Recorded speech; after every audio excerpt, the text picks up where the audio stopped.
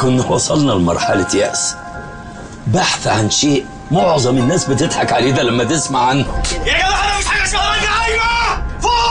فوق بقى. اليابانيين عثروا على عينة منها لكن ما عرفوش لا يفسروها ولا يحللوها. المانجا العايمة بتيجي من بحر الشمال عشان كده طعمها مميز. لقينا سمكة وطواط نادرة. ارميها. وطواط. احنا لقينا حاجات كتيرة قوي في طريقنا. لقينا سندوتش بتاع طيارة. ما يلزمناش، ارمي.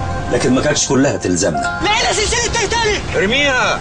لكن هدفنا واضح وصريح، هنلاقي المانجا العايمة يعني هنلاقيها. الرادار ده صمم خصيصا لاكتشاف المانجا، ما بيكتشفش سمك، مانجا بس. اظن انها خطوة كبيرة من دولسي انهم يتبنوا المشروع ويصمموا لنا رادار يكتشف المانجا العايمة.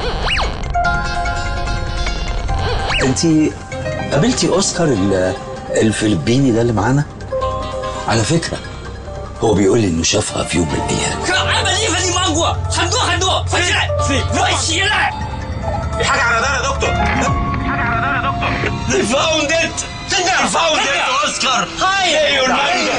عبد علوش يا دكتور. طبنجة. وقف المحرك.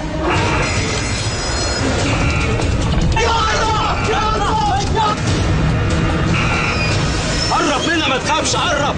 اصفي الشبك ومد بسرعة. ارمي الشبك. مد الهلب يا ابراهيم. ارمي الهلب.